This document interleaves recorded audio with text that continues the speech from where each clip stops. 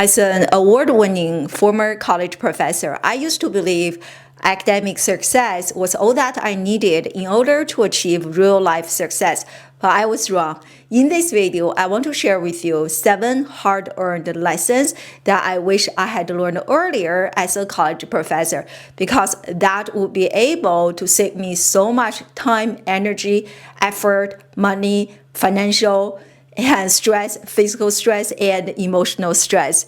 So I'm really excited you are here, because the sooner your kid, your teenager or young adult kid, can understand and embody those 7 lessons, the more success they will have, not only in school, but also beyond. The more potential they will be able to unleash, the more fulfilling they will be able to feel from their career, and the happier they will become understanding those 7 lessons. So really excited to share with you those 7 lessons that I wish I had learned earlier as a college professor.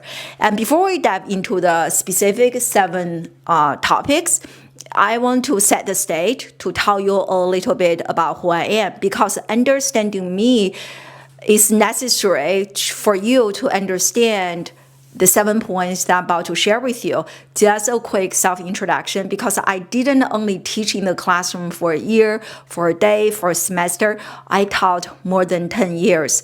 And so I got my master's degree. I also got my PhD, and I have been working in education with young people for more than 2 decades and served more than 2,500 young people, helping them overcome challenges, reaching their goals, and unleashing their potential. And because of the quality of my work has been interviewed, featured in many places. For example, I will just give you a few examples to set the stage for today's discussion. So I was interviewed by Forbes, sharing about my perspective on education and my experience in building and growing Classroom Without Walls, which is my coaching program. And so here's me again, did my TEDx talk. So here's the title. And so in this talk here, I discuss the missing links in education. I'm not anti-education, and I think education is very important. And I do believe we have incredible teachers, school leaders, staff members. But I do think the education model has missing links, needs innovation and disruption. And I was also had the great honor to be interviewed by Glamour magazine for a series called Daring to Disrupt. I was featured as an education disruptor.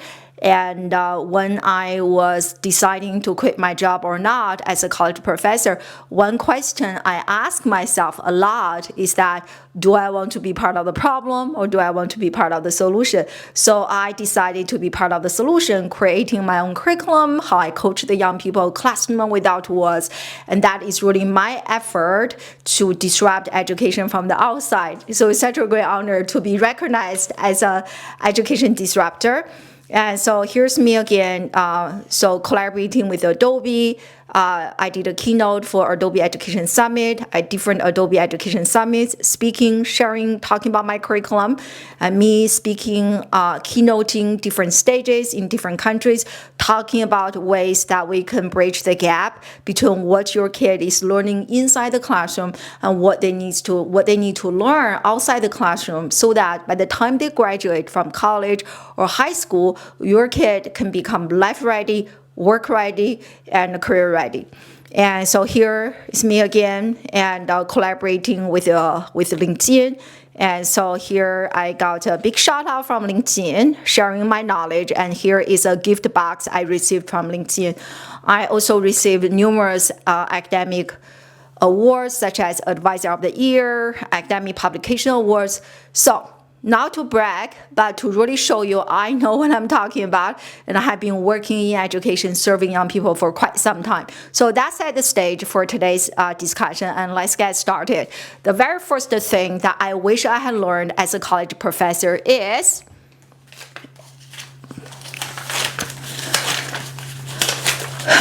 this one is very important. The first one and the last one are very important. I want to start strong and end strong. So the very first one is self-clarity cannot be discovered in the classroom. I hope you can see.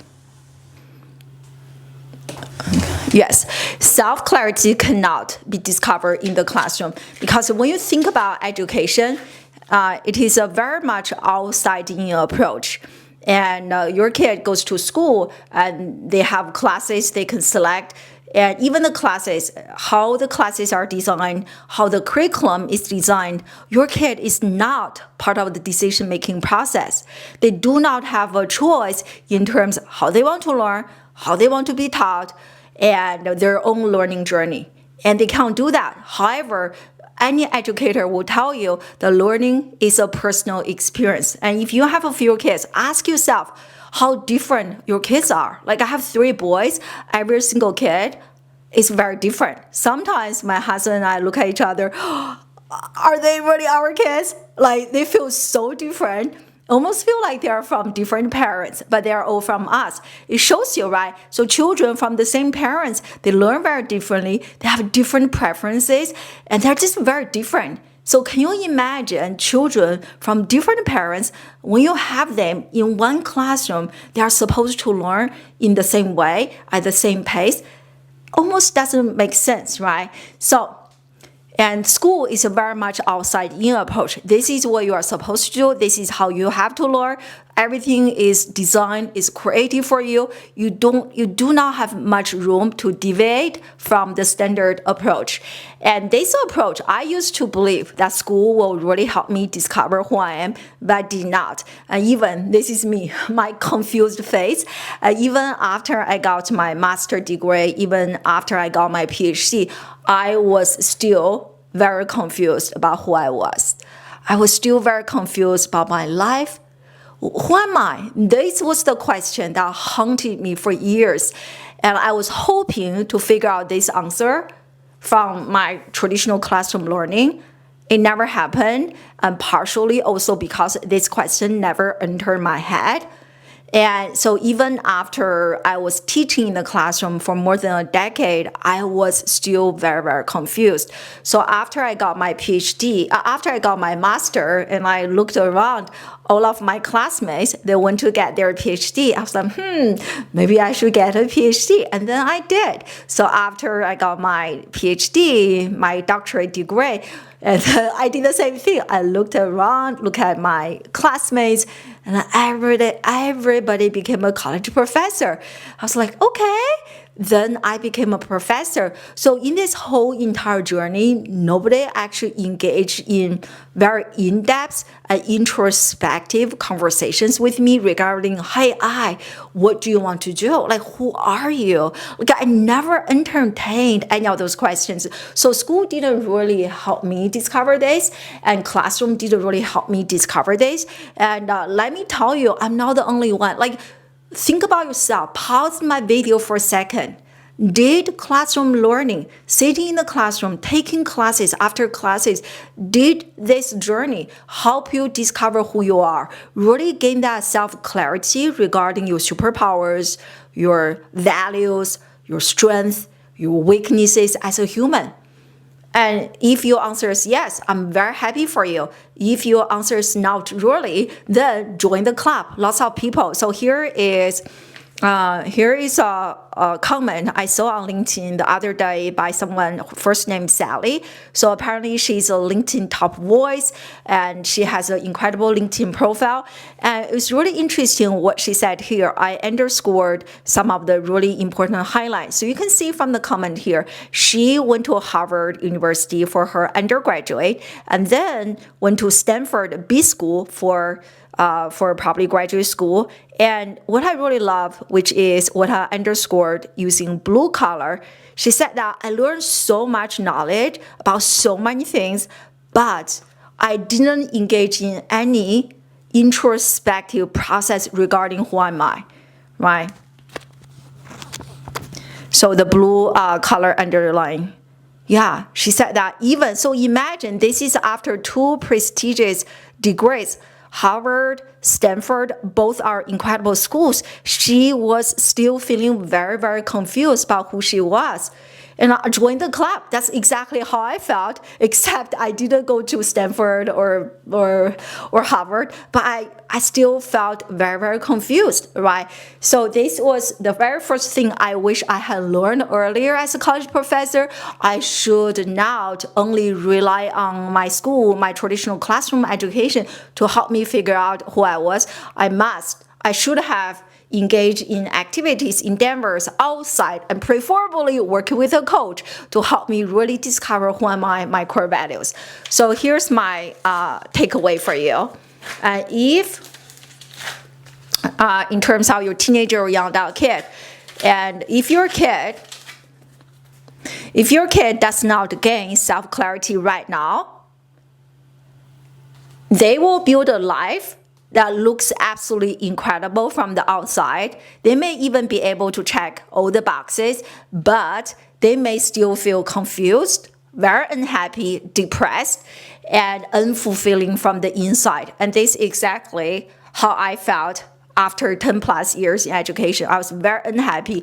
I was a very successful college professor. As I told you earlier, I got all the media mentions, awards, interviews, this and that. So I did check all of the boxes, but inside I was so unfulfilled. I felt like this was not my life. Who am I? I was just so confused. And at the time, I was 35 years old. And so thankfully, I quit my job, started building my coaching program. Now I can say that I'm really happy because I fully understand who am I as a human. And I am able to carve out a career that is aligned with who am I as a human. And this alignment is exactly what I help every teenager and young adult in my coaching program to develop, to really build that alignment. The more your kid is aligned between what they do and who they are, the more confident, the more motivated, the more unstoppable, the more potential they will be able to unleash, and the more success they will be able to achieve. That alignment is really, really powerful. So this is my very first lesson. I think that's why, because few people actually gained this self-clarity, so many people actually hate their jobs. And ask yourself, how much on a scale from 1 to 10, how much do you enjoy, really love your job? To me, it's 11 out of 10. I really love. But if you ask me about the old me when I was a teacher, my number was probably 5 or 6. And I hear this from the church we go to, friends. It's like day-to-day life, and people tell me they hate their jobs. Okay, so this is missing. So what can you do to help your kid really gain that self-clarity? So the second lesson that I wish I had learned earlier as a college professor was book smart does not mean life smart. And you will need both in order to have a successful life, however you define success. I did a coaching call earlier today. One of my students told me, he said, Dr. I do not define success as earning lots of money. And to me, that is fine. However you define success, whatever you want to do. But in order to achieve success, either making lots of money, or like a certain level of reputation, or helping a number of people, whatever you do, like my life's mission is to serve 10,000 young people, to make an impact in 10,000 people's lives, young people's lives. And that is mine. So in order for me to accomplish my goal, and I will need both book smart and life smart. And life smart can also be interpreted as street smart. And so I actually created a chart here. So this is based on my own experience and working in terms of working with young people, helping them achieve success. So this entire pie is what I call the success pie. And you can see here on the top, the 20%. So the 20% is what I call academic knowledge, school content, which is really important. But this is only the 20%. And the blue color you see at the bottom, that is the 80%. That is what I have here. Real life skills, character building, and qualities and traits. Those are so important. This is the 80%. If your kid is really good at 80%, they can 10x the value of the 20%. On the other hand, if your kid is not good in terms of the 80%, the 20% really means nothing and does not really help them have the success, have the lifestyle that they deserve. And this is where I'm really proud of myself for creating a curriculum. This means classroom without walls. This is where my coaching program comes in, and so that your kid can have this whole pie. And this is where I close the gap between the skills your kid is learning inside the classroom and the skills that they really need to have. And but typically they cannot develop those skills through traditional sitting in the classroom doing a test. And so I shared that with you. So here is what you need to understand. And again, I really paid a price for this because I didn't understand this. For a big part of my life, I was really pursuing school for the sake of earning good grades. I was not building my life smart. I was not building my street smart. And I definitely didn't have the emotional, the resilience skills that I have today, which again, as I said, I paid a price. So you want to understand perfect GPA or perfect academic performance, they don't really matter that much as we had hoped if our kids do not know how to handle real life stress, academic stress, if they don't know how to bounce back from failures, rejections. And I have so much to say about this because today there are so many young people, little things can destroy them. Oh, I had a conflict with my roommate. Oh, life is over. And so this is such an important skill, building their mental toughness, emotional resilience, very, very important. And being able to connect with others. And of course, this list, the 80%, I can go on and on and on. And but those are, so the 80% is the real life skills, the characters, the qualities, the traits that a young person needs to have. So success needs both. Needs book smart and life smart. Book smart does not lead to life smart, which was a mistake I made. I thought book smart will help me become life smart. Unfortunately, did not. Okay, so lesson number 4. Number 3 is that succeeding in school versus succeeding in life requires different skills and mindset. And I actually did a separate video. You should definitely check it out here. In this video, I actually explained specific 11 differences in terms of succeeding in school versus succeeding in life. You should definitely check out that video and really help your kid develop those 11 skills now. And those 11 skills are what I help the young people in my coaching program develop. And I actually have the chart here. I'm just going to read it to you very quickly. So 11. So if you want a copy of this chart, just comment 11 differences in the comment section and I will send it to you. And so the very first one is, okay, here, and I'm just going to read it to you. So the very first one is mindset. School is really fixed mindset. Don't mess up, don't make mistakes. But in real life, you have to fail in order to move forward in life. And the second difference is motivation. In school, motivation is largely external. You earn good grades, you seek teachers' approval, and you earn praises. But in life, it is largely internal. Like nobody is forcing me to do this video for you. But I want to share my knowledge with you. And by the way, thank you so much for watching. So it is highly internal. In terms of success in school, you just follow the rules, do what the teachers ask you to do. You get all the answers correct. But in real life, it is really more about solving problems, being curious, taking initiative. You have a different success formula in real life. And oftentimes in real life, you don't really have a clear rubric to follow. You cannot figure things out as you continue on the learning journey.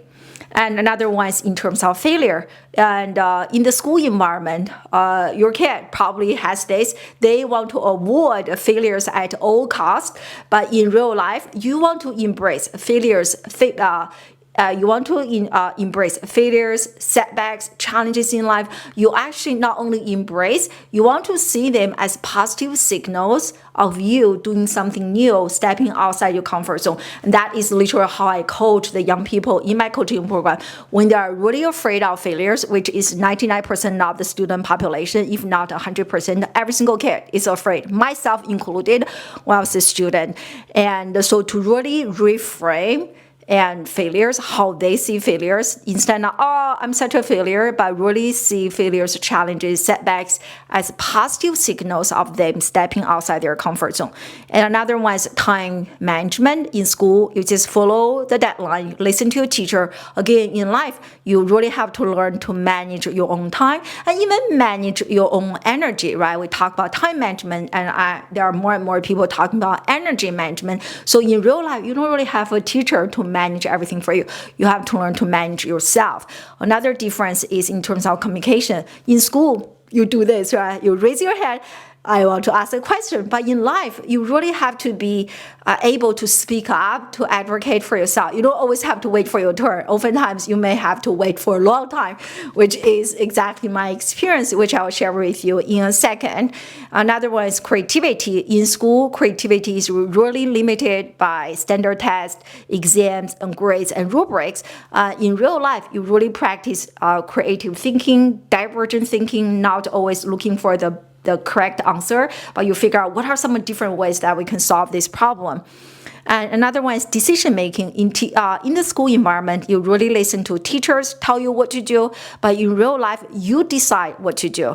You make your own decision. Again, you take ownership. I think that's why just recently I read this report. Many companies, they do not want to hire Gen Z. They do not want to hire college graduates because one of the reasons that they do not have time management skill. They do not take initiatives. But now as you listen to me talking about this, I think because the school environment conditions our young people to not develop their time management skills, to not learn to take initiatives to speak up, because everything's kind of given to them. They can just be passive and show up. Everything will be okay. So they really do not develop that skill. And another one is confidence. In school, confidence comes from outside, your GPA, your grades. But in real life, confidence comes from building that internal self-awareness and building up your own competence. Another one is problem solving. In school, you actually use a syllabus, like your teacher has steps, rubric to follow. It's like step by step. But in real life, it doesn't really work like that, especially nowadays with AI, technology, disruptions. And so you really have to be a very flexible learner, very good at adapting, figure things out. Everything's figure outable, figure things out as you go, and be creative and critical. And the last difference is leadership. School, you have some leadership clubs, but you do not have to be a leader in order to succeed in the education system. But in real life, you have to. At least you should be able to lead yourself in order to have success. So those are the 11 differences, and I highly recommend you check out the training. As I mentioned earlier, the sooner that your teenager or young adult kid can understand and embody those differences now, the more success they will have, not only in terms of school learning, but outside the classroom. And number 4, hard work alone is not enough. I could do a whole separate training regarding this. And as a student, and you hear this a lot from parents, from teachers, you just need to work very hard. You need to work very hard, which I agree. Hard work is really important. But hard work alone is not enough in terms of giving us the success we deserve. So I created this concept, which is what I call invisible worker. And I was that invisible worker for many years when I was a college professor. I just worked, but I didn't know how to communicate my value, how to advocate for myself, how to speak up.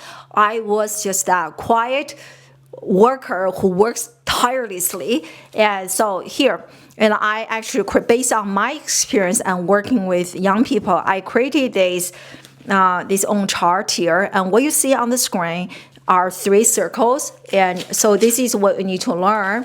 And hard work is very important, so don't get me wrong. Your kid, in order to achieve success, income, impact, and fulfillment, they will need hard work. But that is only one slice of the pie. So besides motivation, hard work, they absolutely need clarity and confidence. So I call this a 3-step protocol to success, and which is, you see here, you need clarity, motivation, and confidence. And let me explain this to you. I hope if I do this, you can still hear me. So what you see here, when you, clarity is the most important one. When someone only has clarity, when you only have clarity and motivation, that is this box, invisible worker. Right? I didn't even have clarity when I was a teacher. I just worked, and I was absolutely the invisible worker. Hold on for a second. I'm sorry. I want to make sure you can hear me. And so second, when you have clarity and confidence, this is what I call a static dreamer. You are just you talk the talk. How many, is your kid like this? Talk the talk, but do not take any action. So many young people I coach, they are like that. In fact, today I had another coaching call with a young man, and he wants to make a positive difference, but he's talking. His actions are not aligned with what he's talking about. There's a big gap between what he says and his action. And so if that is your kid, they have clarity, they also have lots of confidence, but they are mostly a dreamer. They are not action taker. And then the bottom, when someone has motivation and confidence, but they really do not have clarity. Shiny object, right? A minute, they have one project, they have another project, but they never actually finish any project. So that is the bottom one, which I call aimless drifter. And only when a young person has clarity, confidence, and motivation, they are in the center. They're in the center here, which is the green color. This is what I call empowered achiever, right? They take inspired action with purpose and confidence.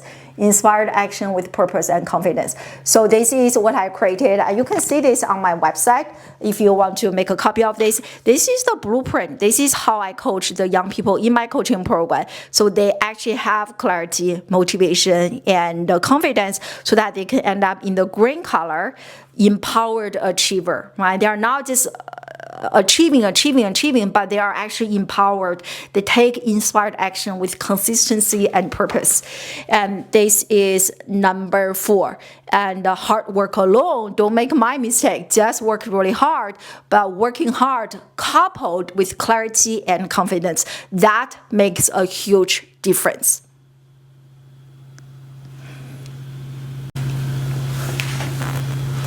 And now let's look at the number 5 lesson that I wish I had learned, which is knowledge means nothing without action. I was definitely a bookworm. I learned. I read books. I did pretty well on many of my exams, especially when I was in graduate school, when I did my master and PhD. I was a pretty good student. But what I've learned is that knowledge without action really means nothing. I will give you an example. When I was a professor, I was actually teaching some classes like social media, digital marketing. So after I quit my job, I was like, okay, it's time to apply what you taught in the classroom.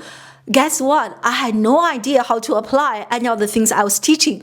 So clearly, that was such an aha moment for me, realizing what a big gap there is between what I was teaching and execution level. And the same as here, I give you 2 very simple examples. If your kid passed a written swimming test, you wouldn't call your kid a good swimmer, right? Or if a kid passed a written driver's test, this person wouldn't be a good driver. You will not be able to develop your skills unless you are actually in real life taking action, testing, making mistakes, and learning and correcting yourself, and all of this process. So here, This is what you need to help your kid understand. That's why, at Classroom Without Walls, our tagline is the best education happens outside the classroom. Learning inside, outside the classroom are equally important. And you want to understand the huge gap between knowledge and execution. In order for your kid to have real life success, they will need the knowledge, and they will also need the action, reflection, and that is the best way to close the gap between knowledge and execution. Just like something I share with the students in my coaching program all the time is that many of them are not, but after lots of coaching support from me, they become really good at setting goals. And then that is only the very first step. After you become really good at setting goals, the next very big milestone is learning how do I close the gap between goal setting and goal achievement. Just because you are good at setting a goal doesn't mean you know how to execute, how to close the gap between where you are now versus where you want to be. That is where the real learning happens, right? So that is number 5. And lesson number 6 is learning can be fun and should be fun. When I was a professor and was a student, I really didn't enjoy learning. I'm just being honest with you. I was an okay student, but as I grew older, I became a better student. I understood how important study is to me, but I did not enjoy it. I was really learning for the sake of earning good grades. And what I've learned now is that if a young person, a learner, can really connect their learning and a strong sense of purpose, the entire learning process becomes so much more enjoyable. That is me. I read about 2 books a month, and I really love my learning journey, and I love learning. I enjoy reading books, and I'm constantly thinking about my students. I'm constantly thinking about how can I improve my craft, how can I improve my curriculum, how can I help my students achieve even bigger transformation in an even shorter period of time. So I'm pretty obsessed with what I do, and it has been such a fun journey. And I wish once a student that someone really helped me make that connection between what I'm learning and the why behind my learning. So that part was really missing. Again, in my coaching program, I really help the young people build that connection. And what I have observed is that the stronger a young person can connect to their future purpose, why, and goals, the more motivated they are in the present moment. And this is a perfect way to transition to the last lesson. The last one, as I mentioned earlier, is the most important one. And this, again, is a common mistake that I see in lots of young people, which is here, your past does not define you. Your future can. This is the most important one. I see so many young people, they are using their past to predict and define who they are, who they will become. That is a very linear approach. That is the traditional approach. I think I have some examples here. Like, for example, many young people are like, hey, for so many years, I have always been really bad at this, or I was not good at this. I was not good at running. I have always been a very shy person. I don't know how to do public speaking. I'm really bad at numbers. I have always been so bad at this. Therefore, I cannot do ABC. So they are making that therefore conclusion based on everything happened prior to that decision-making point. So this is a classic example of people using their past to predict and define their future. And this approach is very, very limiting because you are actually repeating your history and you are actually repeating who you were by making similar choices to reinforce who you were in the past. In other words, you become your labels instead of transcending your labels. And I gained so much insight from this book by Dr. Benjamin Hardy, Personality is Not Permanent. That's kind of what I'm talking about here. And so this is what most people do. Young people a lot when they are so in my coaching program, my youngest like 15 years old, my older students are in their late 20s and early 30s. Many of them, I'm coaching them make life career choices. They're using their past to predict their future. That is what most people do. But again, as I mentioned earlier, when you do this, you are actually repeating your history.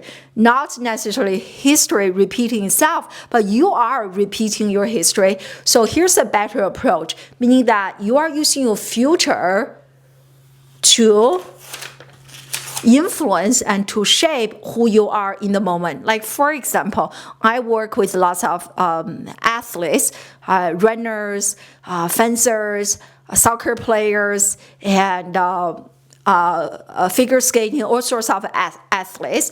And so here's a great example, right? And if I'll use my own kid. So one of my kids is a fencer. He has a big goal, like he wants to become an Olympic fencer. I don't know or not, but it has been a really powerful goal to shape his present day to day. So if I want to become that, so you want to make decisions, you want to operate from the future, not always toward the future. Again, learn that from Dr. Benjamin Hardy. When you are operating from the future, so who am I today so that I can accomplish my goal? If I want to be an Olympic fencer, how is an Olympic fencer showing up today? How will that Olympic fencer decide what to eat, what not to eat, how to spend his or her time? And decision making becomes so much easier. And oftentimes people say that just enjoy the process, but there's no process. Or there can be very different processes if you have different goals. Like, for example, if I'm running my coaching business for fun, I wouldn't do this video, right? But this is my life's calling. I truly believe God put me here to save young people's lives. And because I'm treating this very seriously, and this future, right, I want to serve and help 10,000 young people's lives. So this goal is giving me a very different pathway than if my goal is to pursue this as a hobby. If I'm doing this as a hobby, I wouldn't even do those YouTube videos. I wouldn't even show up during the weekend. So right now, in my coaching program, I coach young people from Monday to Sunday. Even when I travel, I still coach them because I know having that coaching call with me can really help them make their life easier and just help them.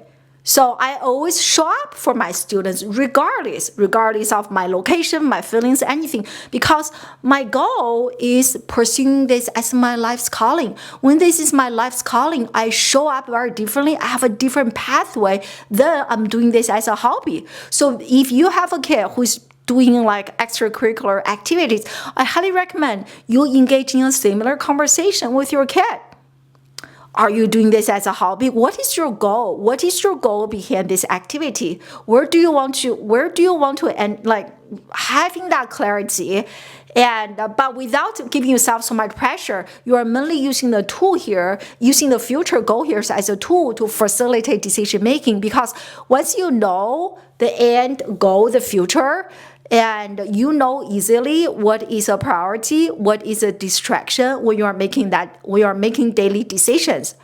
Exercise or not, study or not. But without goal, everything is a priority and everything is a distraction. Therefore, you become very stuck.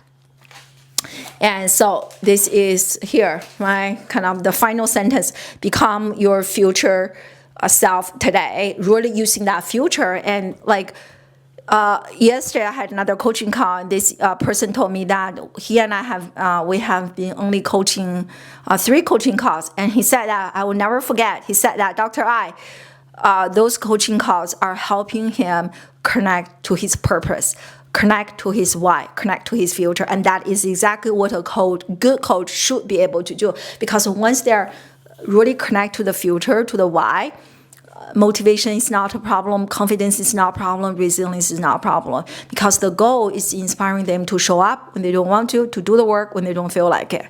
Okay, so those are the 7 lessons, and if you resonate with my message, everything I share here, and if you want me to help your kid help them develop those skills and to really have, where's that whole pie chart, and to develop those skills that they are not learning from the classroom but are so critical for them to have real life success and school success. So in the description box, and use the link to apply to book a complimentary consultation with me. So I will be the person reviewing your application. In the call, we are going to map out a game plan for you. We are going to identify where your kid is at right now and where you would like them to be. And we are going to discuss specific ways that we can help you close the gap.